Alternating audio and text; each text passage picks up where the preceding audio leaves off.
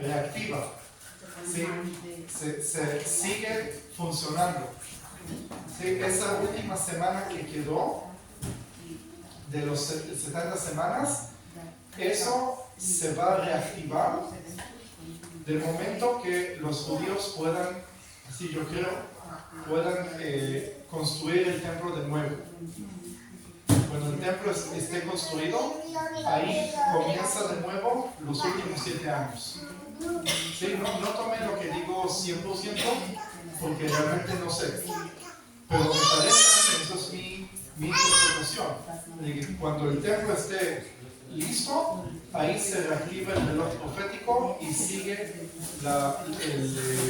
el tiempo de los judíos. Porque ahora es el tiempo de los gentiles y tienen que entenderlo. Si los judíos iban a aceptar a Yeshua hace 2000 años, el Mesías iba a volver en esa generación de los apóstoles. No iba a pasar una generación más. El Mesías iba a volver porque las profecías dicen de que viene con el asno y inmediatamente empieza su gobierno de mar a mar. Los discípulos, cuando estaban en el Monte de los Olivos y lo vieron ascender, un momento antes que lo vieron ascender, le preguntan: Señor, ¿cuándo vas a restaurar el reino? ¿A qué se refieren ellos? Lo que recién leímos acerca de Zacarías 9. Sí, porque vieron que él entró con un asno a Jerusalén. Entonces, versículo 9 se cumplió. Entonces, ¿qué le sigue? ¿Qué es lo siguiente? Que domine de mar a mar. Sí, esa fue su expectativa. Entonces ahí, Yeshua, de repente viene una nube, se lo lleva y los discípulos quedaron mirándolo como que, ¿qué?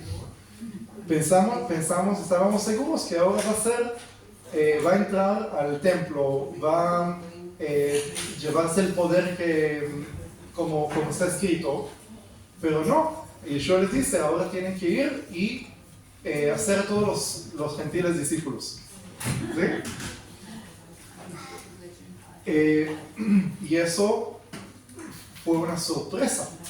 Como dice Pablo, nadie entendió eso hasta la generación de Pablo. Ni siquiera los discípulos de Yeshua lo entendieron. Entonces,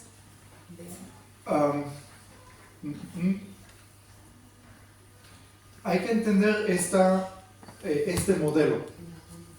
¿Okay? Este modelo. La salvación a los gentiles puede venir nada más si el pueblo judío está muerto espiritualmente. Y esto yo no lo dije, sino lo dice Pablo en Romanos capítulo 11. Ahora sí vamos a leer Romanos 11, versículos desde el 11 hasta el 15.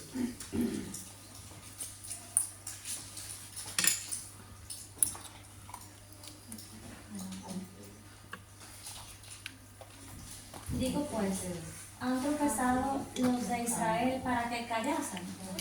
En ninguna manera, pero por su transgresión vino la salvación a los gentiles, para provocarles a celos. Y si su transgresión es la riqueza del mundo, y su defección la riqueza de los gentiles, ¿cuánto más su plena restauración? Porque a vosotros hablo, gentiles. Por cuanto yo soy apóstol a los gentiles, con mi ministerio, por si en alguna manera pueda provocar a celos a los de mi sangre y hacer salvos a algunos de ellos. Porque si su exclusión es la reconciliación del mundo, ¿qué será su admisión sino vida de entre los muertos? Bien, entonces podemos ver este modelo que yo estaba explicando, de que era necesario que para los gentiles que no tienen promesa puedan ser salvos, el pueblo judío tuvo que morir congelando el reloj profético para darle a los gentiles el tiempo de salvación, que es un tiempo de gracia que no se lo merecen según las promesas y los pactos, sino que Dios les da una oportunidad para ser salvos. Y esta historia es muy similar, por ejemplo, a la historia de Jonás. ¿Sí? Jonás, Dios le dice ir a predicar a Nínive y él desobedece, se va a una ciudad llamada Jope, Jaffa en inglés, y ahí se toma un barco y se va a, bueno, ya conocen la historia, hay una tormenta y ahí la gente que era pagana, no eran judíos, israelitas, lo tiran al mar y está escrito que cuando lo tiraron al mar la tormenta se calmó y ellos empezaron a adorar al Dios de Israel. Entonces pueden ver este modelo, la desobediencia de Jonás trajo salvación a los gentiles. ¿Sí?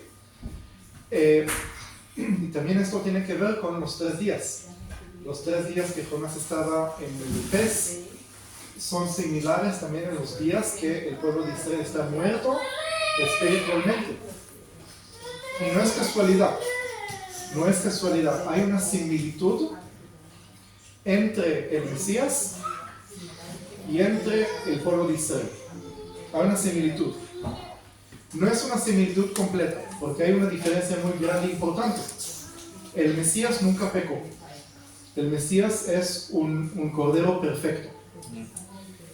El pueblo de Israel sí pecó. La fuente de salvación viene del Mesías. Israel como nación no es fuente de salvación.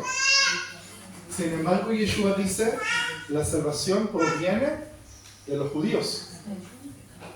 ¿Sí?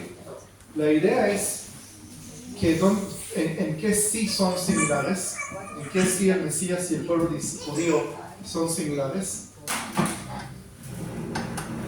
Aparte que el Mesías tiene que morir y resucitar el tercer día. Lo mismo el pueblo de Israel tiene que morir y resucitar el tercer milenio, vamos a decir, de esta manera. El Mesías murió para nuestra salvación. Entonces, ¿para qué el pueblo judío murió? Lo cual es el propósito de esa muerte. Sí, ya dije que eso es primero para formar una ventana de tiempo. Sí, una ventana de tiempo que no estaba, que los profetas no alcanzaron a verla. Pero hay que entender que el pueblo judío fue también sacrificado. ¿Ok? Fue también sacrificado por Dios, igual como el Mesías. ¿A qué me refiero que fue? ¿De qué manera fue sacrificado? No puede haber el nuevo pacto, que es el pacto a través del Mesías. Es un pacto basado a 100% de gracia. No puede haber el nuevo pacto sin que haya al principio un primer pacto a través de Moisés.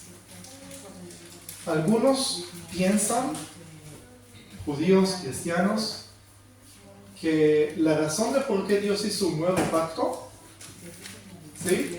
No es que los judíos creen que hay un nuevo pacto, sino que eso es la perspectiva que ellos tienen, de que Dios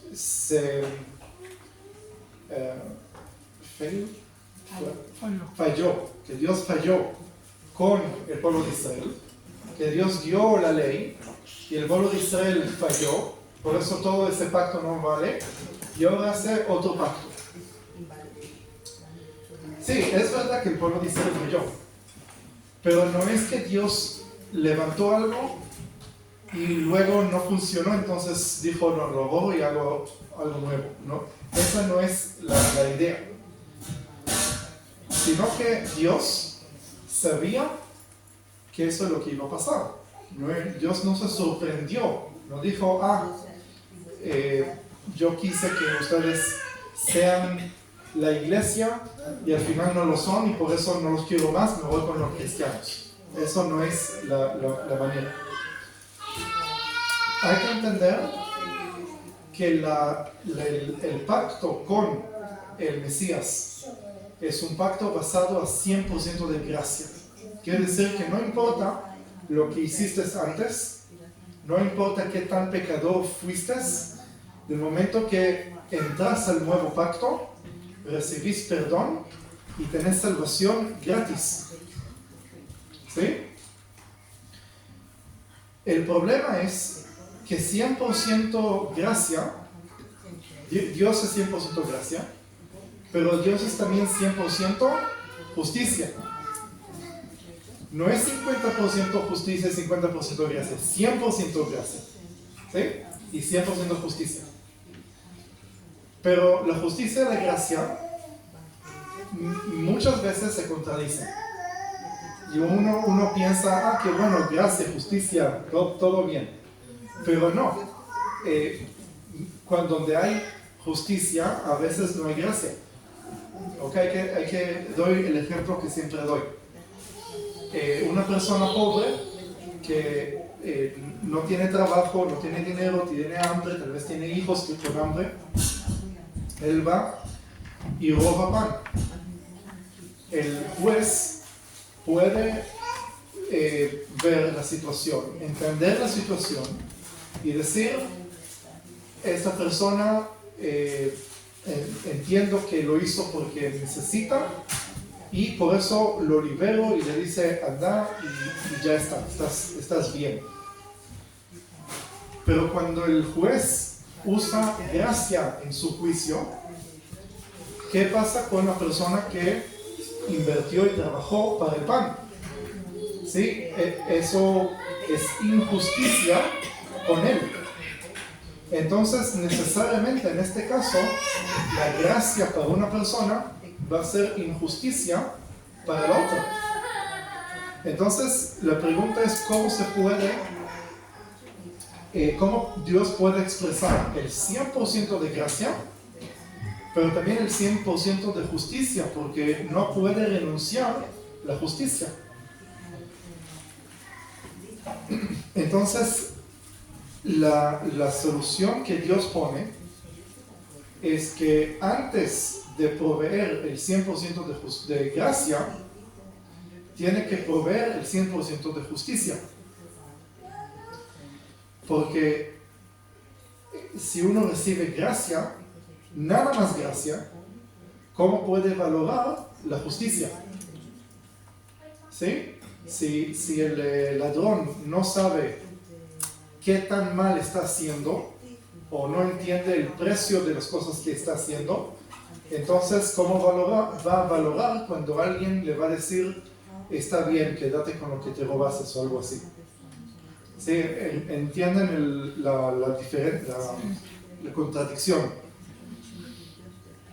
Por eso el pacto con Moisés fue un pacto basado 100% en la justicia. Pero hay otro problema más. Pablo dice de que un carne y hueso nunca va a poder cumplir la justicia de Dios. Sí, no me acuerdo cómo está escrito eso en Romanos, está escrito. Carne y hueso no puede cumplir la justicia de Dios 100%. Nadie puede cumplir la ley completa. Entonces, por un lado, Dios dice, el propósito es el nuevo pacto basado en gracia. Ese es el propósito. Yo quiero que no haya pecado en la tierra para que puedan venir a mi casa. ¿Sí? Puedan venir al paraíso, a la Nueva Jerusalén. Para eso tengo que proveer perdón de pecado. Pero para proveer perdón de pecado, tengo que sacrificar al Mesías. Pero para poder traer al Mesías, tengo que traer primero a Moisés. ¿Sí? Es necesario, no puede traer al Mesías sin que Moisés llegue primero. Ahora, ¿qué Dios dice?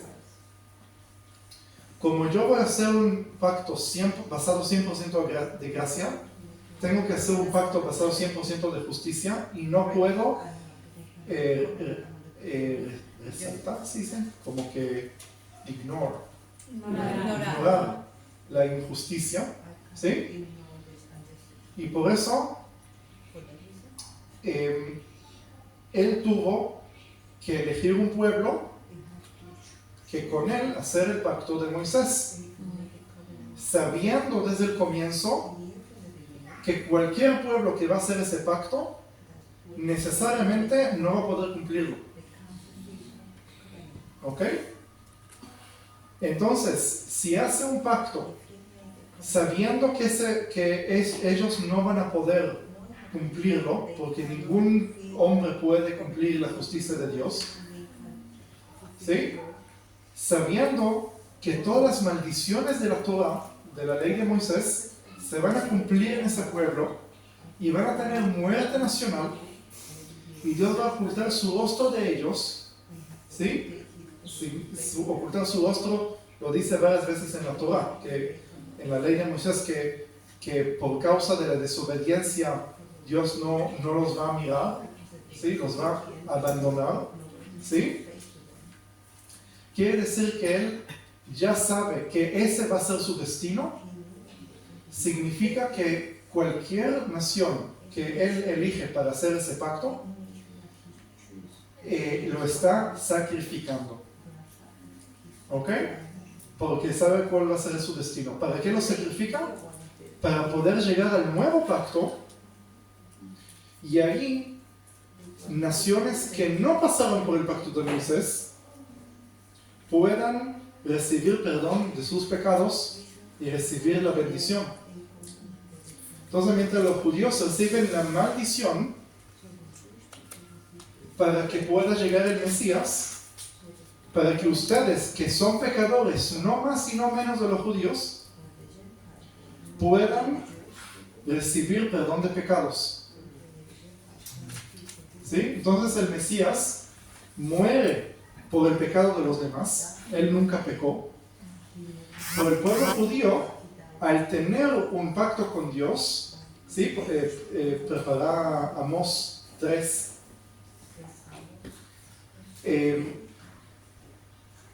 El pueblo de Israel debe pagar por sus propios pecados para que ustedes puedan recibir esta gracia y tener este perdón de pecados. ¿Sí? El Mesías fue sacrificado porque era la única manera de traer salvación a las naciones, a pesar que es el elegido, o justamente por ser el elegido, tiene que ser sacrificado. Y a ver lo que dice en Amós capítulo 3, versículo 1 y 2. Oíd esta palabra que ha hablado Jehová contra vosotros, hijos de Israel, contra toda la familia que hice subir de la tierra de Egipto. Dice así: a vosotros solamente he conocido de todas las familias de la tierra, por tanto os castigaré por todas vuestras maldades. Otra vez, el pueblo judío no es más pecador o menos pecador de las demás naciones. Pensé que puedo poner. No pasa nada. Gracias. Entonces, el pueblo judío no es más pecador o menos pecador de otras naciones. Es que el pueblo judío es el único pueblo que tiene un pacto con Dios. Y al tener ese pacto, convierte ese pueblo al pueblo elegido. Y el pueblo elegido fue elegido para tener ese pacto, y Dios tiene que hacerles pagar todos sus pecados. ¿Sí? El resto de las naciones pecan, pero Dios no lo juzga como al pueblo judío. ¿Sí?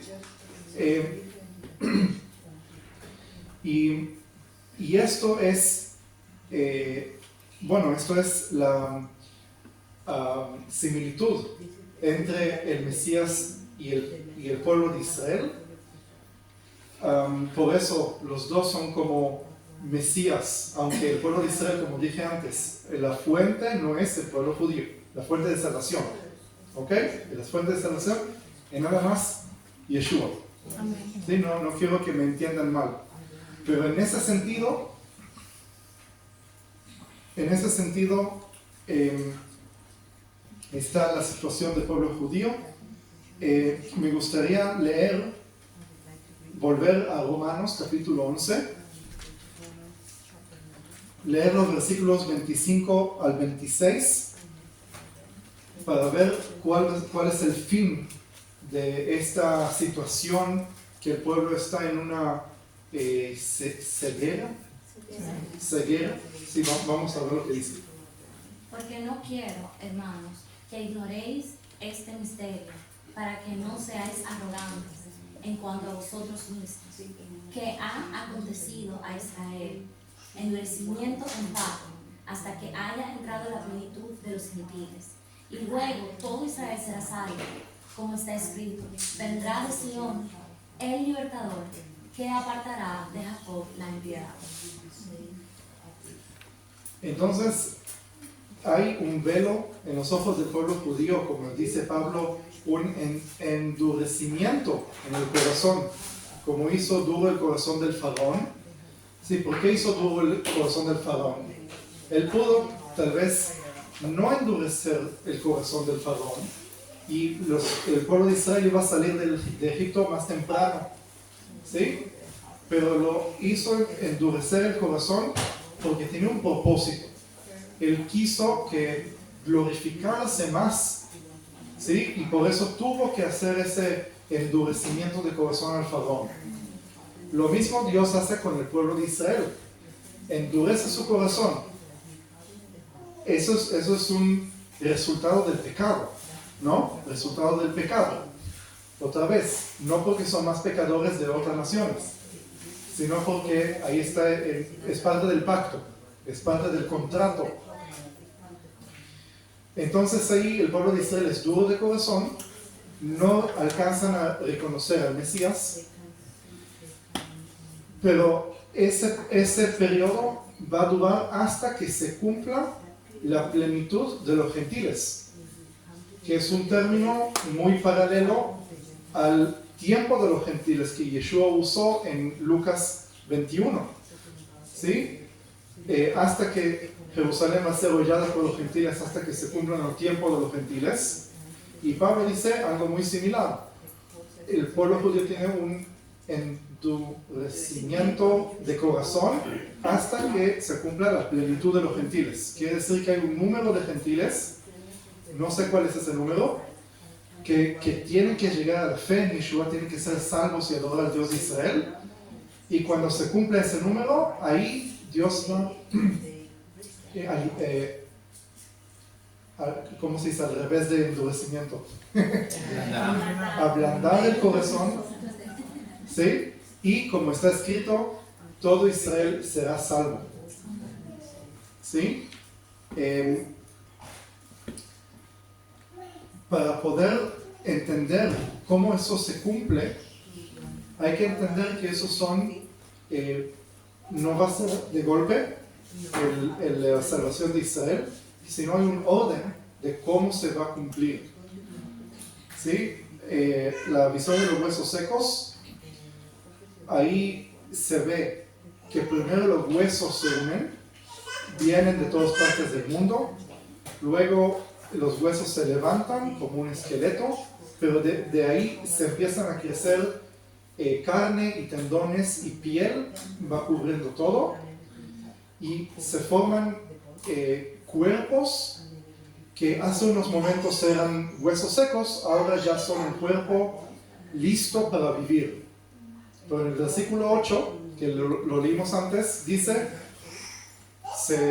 tenían piel y carne, tendones, piel, pero espíritu no tenían en ellos. ¿Sí? Ezequiel los ve y no tienen espíritu. Esto es, creo yo, esta visión de los huesos secos, es todo el movimiento sionista, que el movimiento sionista es el que trajo a todos los judíos a Israel, esos son los huesos. El establecimiento de Israel con gobierno, con ejército, con economía, con la alta tecnología, con todo lo que tiene Israel, esos son los órganos. Y por eso el Estado de Israel es un cuerpo hecho, listo para ser vivo. Pero ¿dónde estamos nosotros en el tiempo según la profecía de la visión de los huesos secos? Estamos en el versículo 8 cuando dice que Ezequiel lo vio el cuerpo listo, pero no tienen espíritu. Entonces si lo conectamos con Oseas 6.2, que lo leímos antes, nos dará vida después de 2 días y al tercer día nos resucitará y viviremos delante de él. Entonces nosotros estamos viendo el comienzo del tercer día. Todavía no comenzó el tercer día, sino que es los primeros ¿cómo? Sí, que el cuerpo se está preparando, pero cuando Yeshua vuelva, y eso está escrito más tarde en Zacarías 12, que lo van a ver descender del cielo, lo van a ver y van a llorar. ¿Por qué van a llorar? Porque van a decir, wow, el que maldecimos, el que rechazamos, el que escupimos cada vez que escuchamos su nombre, Él nos vino a salvar. Y van a llorar y se van a arrepentir de sus pecados y van a entregar sus vidas y van a ser salvos. Eso es lo que dice. Y el tercer día, sí, porque dice, después de 2 días nos dará vida y al tercer día nos resucitará y viviremos delante de Él. Entonces ese viviremos delante de Él, que es el día tercero, eso es el milenio, el reino de 1000 años. Sí, imagínense, un día para Dios son como 1000 años. ¿Sí? Entonces el tercer día es el día del reino del Mesías, cuando el pueblo judío va a ser salvo en el reino del Mesías. Y nada más para terminar, para concluir, vamos a leer un capítulo antes, Ezequiel 36, versículos 17 al 24. Hijo del hombre, mientras la casa de Israel moraba en su tierra, la contaminó con sus caminos y con sus obras, como inmundicia de menstruosa fue su camino delante de mí. Y derramé mi ira sobre ellos por la sangre que derramaron sobre la tierra, porque con sus ídolos la contaminaron. Les esparcí por las naciones y fueron dispersados por las tierras. Conforme a sus caminos y conforme a sus obras les busqué. Y cuando llegaron a las naciones a donde fueron, profanaron mi santo nombre, diciéndose de ellos, estos son pueblo de Jehová, y de la tierra de él han salido. Pero he tenido dolor al ver mi santo nombre profanado por la casa de Israel entre las naciones a donde fueron. Por tanto, di a la casa de Israel, así ha dicho Jehová el Señor, no lo hago por vosotros, oh casa de Israel, sino por causa de mi santo nombre, el cual profanasteis vosotros entre las naciones a donde habéis llegado, y santificaré mi grande nombre, profanado entre las naciones, el cual profanasteis vosotros en medio de ellas, y sabrán las naciones que yo soy Jehová, dice Jehová el Señor, cuando sea santificado en vosotros delante de sus ojos. Y yo os tomaré de las naciones y os recogeré de todas las tierras y os traeré a vuestro país. Amén. Así que eso es más o menos lo que les expliqué. Por causa de sus pecados, Dios los echó de la tierra de Israel. Estaban dispersos por toda la tierra. Pero Dios dice, no tiene nada que ver con ustedes, ¿sí? No tiene nada que ver con su fe, si son creyentes, no son creyentes, son rebeldes o no, son pecadores o no, si se arrepienten de su pecado o no. Eso no tiene que ver nada, sino esto es, yo estoy cumpliendo mi promesa que le di a Abraham y yo voy a glorificar mi nombre porque ustedes son mi pueblo y yo los voy a hacer reunir de toda la tierra y voy a glorificar mi nombre trayéndolos a la tierra. ¿Sí? Y la salvación del pueblo de Israel va a suceder después que ya van a ser reunidos. ¿Sí? Ese es el orden. Primero los huesos, luego la carne y todo, y luego la salvación. ¿Sí? Muchos de los que creen en la doctrina del reemplazo dicen, no, Israel, si no son creyentes, no creen en Jesús, maldicen a Jesús, van a ir al infierno, no importa ese país. No, pero ese país fue fundado por Dios. Recién lo leímos. No tiene nada que ver si son buenos, si son malos. No, les digo desde ahora, los judíos son pecadores. Los judíos hacen injusticias. No son diferentes de las otras naciones.